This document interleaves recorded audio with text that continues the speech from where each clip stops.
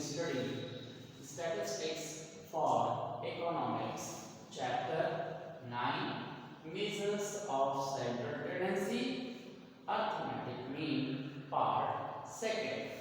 Okay students, now in this part we are going to study about the statistical averages. तो students हम यहाँ आज जो chapter 9 में जो स्टैटिस्टिकल एवरेज है इनके बारे में डिस्कस करेंगे, इनकी स्टडी करेंगे कि किस तरह से हमारा पास जो हमने अभी पढ़ा था सेंट्रल टेंडेंसी था, तो सेंट्रल टेंडेंसी में बेसिकली जो हम पढ़ते हैं वो अर्थमेटिक मीन के बारे में पढ़ते हैं, एवरेज के बारे में पढ़ते हैं। तो वही जो स्टैटिस्टिकल एवरेज है हम उनके बारे में यहाँ स्टडी करेंगे। तो स्टूडेंट्स बेसिकली अगर हम देखें तो जो स्टैटिस्टिकल एवरेज है, ये जो हमारे पास स्टैटिस्टिकल एवरेज है ये हमारे पास दो तरह से होते हैं। तो there are two type of the statistical average, one is the mathematical average and second one is the positional averages. तो मैथमेटिकली एवरेजेस जो हम किसी मेथड के बेस पर हम कैलकुलेट करते हैं, इसमें हम यूज करते हैं, जो डाटा हमारे पास आता है उसमें हमारे पास जो मैथमेटिकल हैं इसमें तीन तरह के हमारे पास जो एवरेज है या हम मीन की बात करें तो तीन तरह से हमारे पास है। There are three type of the mathematical averages. First is the arithmetic mean, इसे हम सिंपल मीन या सिंपल एवरेज बोल देते हैं। और सेकंड हमारे पास है ज्योमेट्रिक मीन। ज्योमेट्रिक मीन भी एक मेथड है जिसमें हम क्या करते हैं कि एक अलग टाइप से हम कैलकुलेशन करते हैं और इसमें हमें लॉग की जरूरत पड़ती है। और ये हार्मोनिक मीन है, ये रेसिप्रोकल वैल्यू से हम कैलकुलेट करते हैं। तो स्टूडेंट्स जो हमारे पास सिलेबस में जो है सिलेबस में है वो हमारे पास अर्थमेटिक मीन या हम इसको कहेंगे कि सिंपल मीन या एवरेज मीन ही हमारे पास सिलेबस में है। ये जो ज्योमेट्रिक मीन है और ये जो हार्मोनिक मीन है ये आउट ऑफ सिलेबस है। तो हम जो स्टडी करेंगे वो केवल अर्थमेटिक मीन की हम बात करेंगे, ये सिंपल मीन की हम बात यहाँ पर करेंगे। तो ये आपके पास क्या हो गया, ये मैथमेटिकली आपके पास एवरेजेस हो गए। और जो हमारे पास पोजीशनल एवरेजेस हैं तो ये हमारे पास क्या है, पोजीशन के बेस पर जो एक स्थिति है स्टेजेस उसकी बेस पर हम जो यहाँ पर जो पोजीशनल एवरेज हम यहाँ पर कैलकुलेट करते हैं या हम उनको कहते हैं कि पोजीशन के हिसाब से जो हमारे पास मीन एवरेज हैं वो कितने हैं। तो वो भी हमारे पास तीन तरह से हमारे पास दिखाई दिए हैं। तो पोजीशन का मीन ये है कि मान लीजिए कि आप हम ये प्रैक्टिकली यूज करते हैं कि अगर मान लो कि अगर हमें जैसे आपने देखा होगा कि बहुत सारे जो हम प्रैक्टिकली वर्क देखते हैं, अगर आप मकान देखते हैं, आपने देखा बिल्डिंग देखते हैं तो आप देखते हैं कि वहाँ पर जो विंडो है वो किस हाइट पर होती हैं, दरवाजे हैं वो किस हाइट के होते हैं, या फैन है आपने देखे किस हिसाब से लगाए जाते हैं। तो एक पोजीशन के हिसाब से जो हम बात करते हैं यहाँ पर लगाते हैं तो वो चीज़ हमारे पास यहाँ है। आपने देखा होगा कि स्कूल में, हॉस्पिटल में, रोड पर आप कहीं देखें कि जो वाटर टैप लगे होते हैं, पानी के जो आपके पास देखें हैंडपंप लगे होते हैं तो वो किस हाइट पर लगे होते हैं, क्यों लगे होते हैं। तो ये सारी जो हम बात देखते हैं वो हम पोजीशन के एवरेजेस में देखते हैं। तो यहाँ पर जो हमारा पोजीशनल एवरेजेस हैं वो आपके पास तीन तरह से आपके पास दिखाई दिए हैं, जिसमें आपके पास मीडियन आपके पास होता है, पार्टीशन वैल्यूज होती है, पार्टीशन वैल्यू में हम और बाद में आपको यहाँ पर डिस्कस करेंगे कौन कौन सी पार्टीशन वैल्यू होती है जिनमें आपने और वैल्यूज में क्वार्टाइल्स या आपने डेसिमल्स पढ़े हैं, परसेंटाइल्स पढ़े हैं, ऑक्टाइल्स पढ़े हैं, ये सारी वैल्यूज आएगी पार्टीशन वैल्यूज में हम आगे देखेंगे। लेकिन ये हमारे पास मोड है, मोड भी हमारे पास आता है। तो ये जो हमारे पास है ये पोजीशनल एवरेजेस के अंदर आता है और जो मैथमेटिकल एवरेजेस हैं उनमें ये तीन आपके पास जो अर्थमेटिक,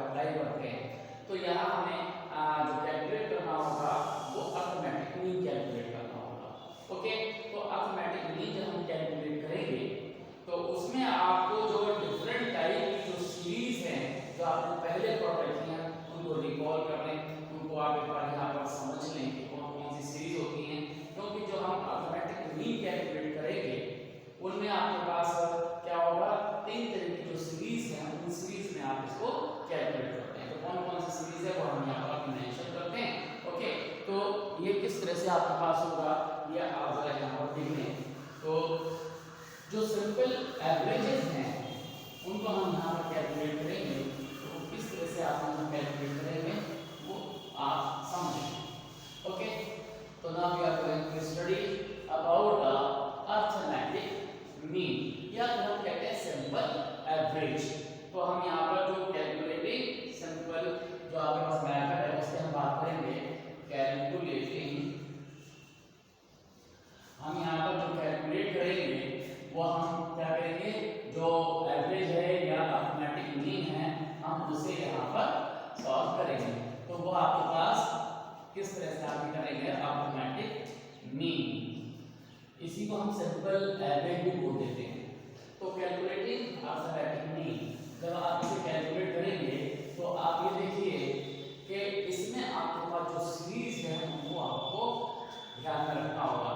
तो पहले हमारे पास जो आती है, सबसे पहले आपने देखा है कि हमारे पास जो आती है वो आती है इंडिविजुअल सीरीज। ओके, तो या आप यहाँ पर जो इंडिविजुअल जो आपके पास सीरीज है उसको हम यहाँ पर देखते हैं कि वो आपके पास कैसे यहाँ पर रहती है, किस तरह की होती है। तो इंडिविजुअल सीरीज आपके पास होगी, एक आपके पास जो दूसरी आपके पास है जिसे आप बोलते हैं डिस्क्रीट, तो ये डिस्क्रीट आपके पास सीरीज होगी। ओके, तो एक ये डिस्क्रीट सीरीज आपके पास होगी। ओके, तो यहाँ पर जो आपके पास सीरीज है वो डिस्क्रीट सीरीज होगी। और इसी तरह से आपके पास एक फ्रीक्वेंसी डिस्ट्रीब्यूशन जो आपके पास होता है, हम उसकी बात करते हैं, तो वो आपके पास होगा फ्रीक्वेंसी डिस्ट्रीब्यूशन। ओके, तो ये फ्रीक्वेंसी डिस्ट्रीब्यूशन जो है हमारे पास, ये भी आप यहाँ पर समझ लेंगे कि ये भी आपके पास दो तरह का आपके पास रहता है। इसमें एक आपके पास अगर हम देखते हैं तो एक्सक्लूसिव होता है और दूसरा आपके पास इंक्लूसिव होता है, ये आप सब पढ़ चुके हैं। ओके, तो फिलहाल हम जो यहाँ पर सबसे पहले यूज करेंगे वो हम क्या करेंगे, इंडिविजुअल सीरीज की हम बात करेंगे कि जो इंडिविजुअल सीरीज है इसको आप कैसे सॉल्व करते हैं। तो ये जो हमारे पास इंडिविजुअल सीरीज है इसका मतलब है कि हम किसी एक कैरेक्टर्स के बेस पर कोई मीन कैलकुलेट करेंगे, वही आपके पास मीन जो होगा उसको हम कहेंगे कि वो इंडिविजुअल सीरीज के जो हमने वो कैलकुलेट किया। तो इंडिविजुअल सीरीज में हमेशा याद रखना है कि आपको किस तरह से फॉर्मूला हमें यूज करना होता है। तो इंडिविजुअल सीरीज की जब हम बात करेंगे तो वो आपके पास क्या होगा, वो भी आप देख लें कि इंडिविजुअल सीरीज ये आप यहाँ पर नोट करेंगे कि पहला जो मेथड हमारे पास आता है इंडिविजुअल सीरीज में, तो वो आप देख लें कि इंडिविजुअल सीरीज का मतलब आप ये समझ लीजिए, फॉर एग्जांपल आप क्या करते हैं कि मार्केट में गए और मार्केट में आपने 4-5 कोई भी प्रोडक्ट खरीदे और उनको आपने क्या किया कि खरीदने के बाद उससे आपने देखा कि वो जो प्रोडक्ट हैं वो कितने प्रोडक्ट आपने खरीदे हैं और वो कितने के खरीदे हैं। तो आप अगर ये कैलकुलेट करना कि लगभग एक प्रोडक्ट जो है हमारे पास कितने का पड़ गया, तो वही आपके पास क्या है सिंपल सा मीन हो जाता है, या उसको हम इंडिविजुअल सीरीज बोल देते हैं। मान लीजिए बोलने के लिए कि आपने एक ए प्रोडक्ट खरीदा, एक बी प्रोडक्ट खरीदा, आपने सी खरीदा, डी खरीदा, ई प्रोडक्ट खरीदे, ये 5 प्रोडक्ट आपने खरीदे। ओके, तो टोटल जो हमारे पास जो नंबर आ गए जो आगे वो कितने 5 आपने ये प्रोडक्ट खरीदे। अब मान लीजिए कि ए जो है आपको मिला है कितने का 100 रुपीस का मिला, ये आपको कितने का मिला, ये मान लीजिए 150 का मिला, ये जो प्रोडक्ट है आपका वो 300 रुपए का मिल गया। अब ये जो आपके पास है ये 200 रुपए का मिला, और ये जो हमारे पास ई प्रोडक्ट है इस ई प्रोडक्ट को आपने मान लिया कि ये 500 रुपए का मिल गया। ओके, तो ये 5 प्रोडक्ट आपने ये खरीदे हैं, तो ये इतने रुपीस के आपके पास है। अब हम क्या कैलकुलेट करना चाहते हैं, इंडिविजुअल सीरीज में जो हम कैलकुलेट करते हैं वो ये देखना चाहते हैं कि जो एक हमारे पास आर्टिकल है वो कितने का पड़ गया। तो ये जो हमारे पास वैल्यूज होती है इसको हम बोल देते हैं, यहाँ पर प्राइस है, इस प्राइस के बेस पर या किसी वेट के बेस पर, नंबर के बेस पर जब हम कैलकुलेट करते हैं एक ही कैरेक्टर को लेते हैं, तो ये हमारे पास जो वैल्यूज कहलाती हैं इनको हम x बोल देते हैं। तो ये हमारे पास क्या होगा कि ये आपके पास क्या होगी, ये x1 हो गई, ये आपके पास क्या होगी, ये x2 हो गई, ये x3 हो गई, ये x4 हो गई, और ये आपके पास x5 हो गई। तो इस तरह से हमारे पास जो इसको हमने जो कहा ये कितने हो गए, ये n हो गए, n हो गए 5। तो जब हम अरिथमेटिक मीन कैलकुलेट करते हैं तो हमारे पास जो फॉर्मूला जो अप्लाई करते हैं कि अरिथमेटिक मीन में हमारे पास ये 5 वैल्यूज हैं। इन 5 वैल्यू को हम क्या करेंगे, ऐड करेंगे और ऐड करने के बाद जो नंबर ऑफ जो आर्टिकल है उनसे हम वो डिवाइड कर देते हैं। तो ये हमारे पास क्या हो जाता है, सिंपल सा फॉर्मूला बन जाता है और इसी को हम यहाँ अप्लाई कर देते हैं। इसे हम बोल देते हैं x बार। जो आपके पास सीरीज में जो मीन होता है ये क्या होता है x और इसके ऊपर हम बार लगा देते हैं, ये बोल देते हैं x बार। ओके, तो ये x बार क्या होगा, x बार का जब हम फार्मूला कैलकुलेट करते हैं तो हम इन सारी वैल्यूज को ऐड कर लेते हैं। तो जैसे आपने क्या किया कि x1 plus x2 plus x3 plus x4 plus x5, ये आप देख रहे हैं। और कितने नंबर है इसके अंदर, ये नंबर जो है आपके पास वो 5 है। ओके, तो अगर हम यहाँ पर नंबर की जगह हम यहाँ पर क्या लिख देंगे, n लिख दें, तो ये हमारे पास फार्मूला बन जाएगा। इस तरह से हमारा ये फार्मूला बनेगा। अब इसी फार्मूले को हम क्या करते हैं, शॉर्ट फॉर्म में लिख देते हैं और यहाँ पर हम एक क्या करते हैं, वैल्यू निकालते हैं इसको। ये जो हमारा x1 x2 x3 x4 इन सबको जब हम ऐड करते हैं तो ऐड का एक सिंबल यूज कर लेते हैं और ये सिंबल क्या होता है इस तरह से, इसे जो हम लगाते हैं ना, ये इस तरह से ये सिंबल होता है। इस सिंबल को बोलते हैं समेशन या हम सिग्मा बोल देते हैं। और सिग्मा x का मतलब है इन सारी वैल्यू को ऐड कर लेते और फिर इसको n से यानी नंबर ऑफ जो आपके पास ऑब्जर्वेशन है उससे आप इसको डिवाइड कर दीजिए। तो इस तरह से हमारे पास क्या हो जाएगा कि जो सिंपल जो मीन है वो हमारे पास क्या होगा, अगर हम यहाँ पर कैलकुलेट करेंगे तो क्या होगा, जितनी वैल्यूज है इन सबको हमने ऐड किया और इससे हमने डिवाइड कर दिया। तो अगर हम सिंपल से यहाँ पर बात देखें तो ये हमारे पास क्या होगा, अगर हम यहाँ पर कैलकुलेट करें तो ये हमारे पास क्या होगा, ये सिंपल होगा। हम क्या कर सकते हैं, इसको ऐसे कर सकते हैं कि 100 हमने लिया प्लस ये आपके पास 150 लिखा, ये आपके पास फिर हमने यहाँ पर 300 लिख दिया, ये फिर आपके पास कितना हो गया 200 हो गया और ये फिर आपके पास ये 500। या इसके नीचे आपने यहाँ पर जितने भी वैल्यूज थी इन सब के नीचे आपने लिख दिया 5, क्योंकि 5 आपके पास नंबर है 1 2 3 4 5। अब आपने इन सबको आपने ऐड कर दिया। तो ऐड आप क्या करेंगे, तो ऐड करेंगे तो आपके पास कितना हो जाएगा, ये आप सब ऐड कर दीजिए। ये आपके पास कितना हो जाएगा, आपके पास 0 0 0 आपके पास यहाँ आ जाएगा, ये 0 क्योंकि ये 0 ये भी 0 ये भी 0 0 0, यानी कि हम ऐसे ही ऐड करते हैं, ऐड कर सकते हैं या वैसे कर सकते हैं। फिर से ये 0 एक ही 0 ये भी 0 ये 5 और यहाँ पर भी 5 रहा, तो यहाँ यहाँ पर 5 लिख दिया इस तरह से। ओके, तो यहाँ पर किसी वैल्यू है 5 7 7 10, ओके 10 11 और ये 12, तो ये आपके पास ये 12 होगा, नीचे ये 5 हो गया। और सिंपल आपने इसको डिवाइड कर दिया, क्या हो गया 5 2 आपके पास हो गया 10 और ये 5 5 ये हो गया 250। तो आपने इसको डिवाइड करके वैल्यू बता दी।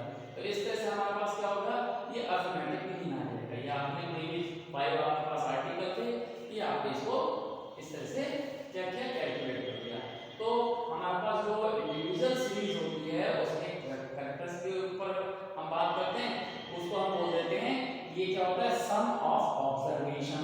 सम ऑफ ऑब्जर्वेशन मतलब ये दिया हुआ है जितनी वैल्यू को ऐड कर लो और जितने भी ऑब्जर्वेशन है उनको डिवाइड कर लो, तो ये हमारे पास क्या आ जाएगा, एवरेज आपके पास आ जाएगा क्या, इंडिविजुअल सीरीज का आपके पास आ जाएगा।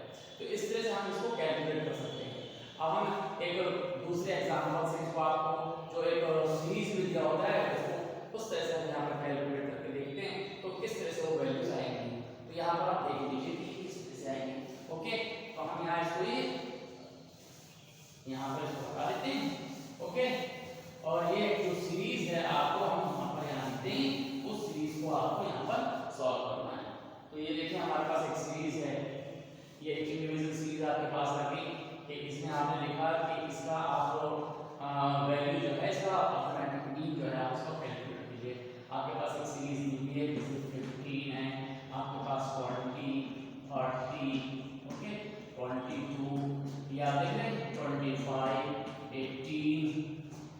40 और ये 50 और ये 55 एंड 65 यहाँ तक पहले से लिखी थी।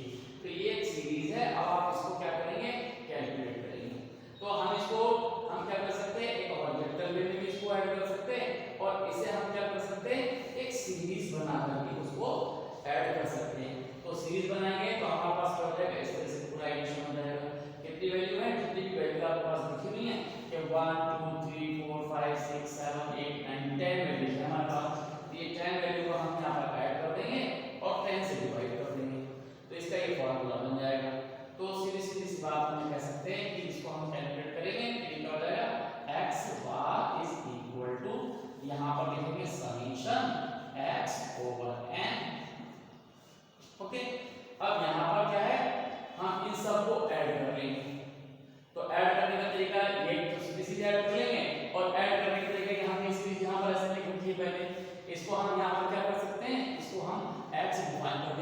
x आपके पास है और ये आपने यहाँ पर ये नोट कर दिया इसको लाइक दिस। तो ये आपके पास क्या हो गया, इसका ये आपने यहाँ टोटल कर दिया। तो ये आपके पास क्या हो जाएगा, वर्टिकली आपने इसको लिख दिया कि आपके पास वर्टिकल वैल्यूज आपने यहाँ से ऐड कर दी। तो ये आपने ऐड कर दी, तो ये आपके पास क्या कहलाएगा, ये वैल्यू होगी सिग्मा या समेशन x हो जाएगी, क्योंकि x कंडीशन है। इन सबको आप ऐड कर लेंगे, तो ये ऐड आप कर लेंगे तो 5 7 और यहाँ पर 12 20 और 25 और ये 30। तो ये 30 0 आपके पास आ गया, 3 4 6 9 11 13 14 18 23 ओके 23 के बाद आपके पास आ जाएगा 28 फिर 34। तो ये 34 आपने यहाँ पर ये नोट कर दिया। तो इन सब का एडिशन 34 हो गया।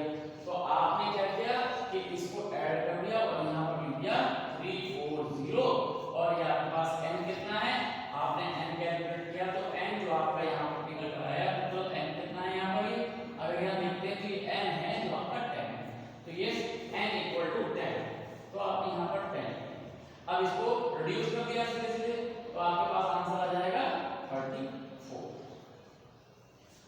तो इस तरह से हमारे पास क्या होगा कि हम सीरीज कोई भी हो, हम अगर इंडिविजुअल सीरीज है तो हम इसको ऐसे सीधे सीधे हॉरिजॉन्टल में लिख कर यहाँ पर सॉल्व कर सकते हैं, और फिर हम इसको या वर्टिकल में हम लिख के ऐसे भी इसको सॉल्व कर सकते हैं।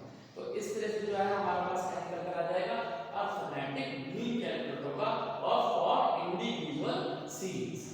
तो ये इंडिविजुअल सीरीज आपके पास हो गया। याद रखना है कि इंडिविजुअल सीरीज में केवल एक ही कैरेक्टर आपके पास दिखाई देता है और उसी कैरेक्टर से आप उसको क्या करेंगे, ऐड करेंगे और